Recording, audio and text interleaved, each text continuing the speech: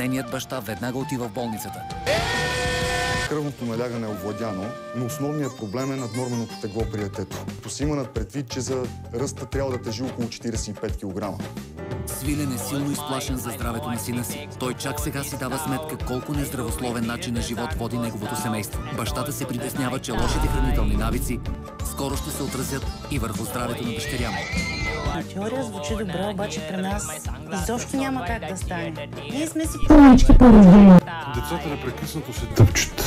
Доктор изрази толкова много болести, свързани с затлъстяването, че направо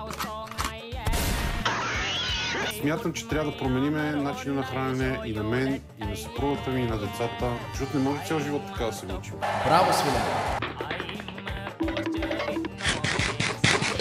Пепи! Ела ти да пробваш пътек? Не искам. Да, обаче и нещо.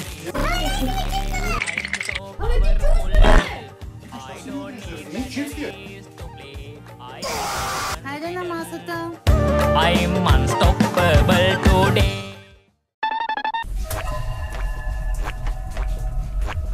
Ох, много съм гладна.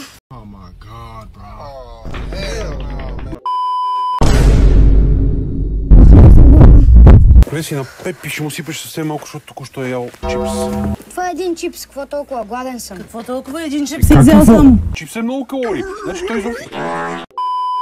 Кали въртя, ще отслабне. Ти дебела ли ме наред?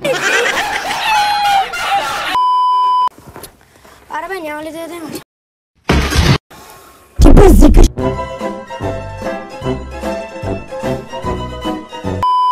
Къде е яденето? Е, това е яденето и на мене ми седе. Това Няма да ям тея треволяци. Ще ядеш каквото има. Си яше тая Петре! гнус. Стой. Ще приготвим спагети. А въпреки, че не си е представил точно така първата здравословна вечеря на семейството си, Свилен е твърдо решен да не се отказва. Пепи излезе. Мисля, че сещам къде е отишъл. Сега ще се разберем с теб.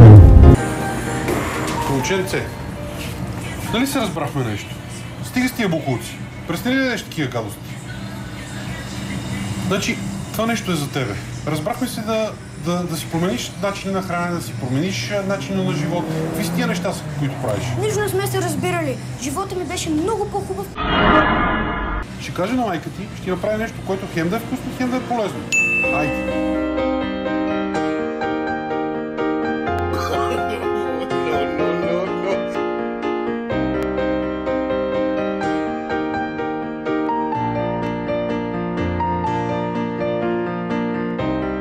Пепи уж се разбрахме да се храни здравословно, обаче според мен няма да се получи. Само е лесно да обещае. Защото се нахраня. Обаче утре всичко ще... Няма да е лесна тази работа.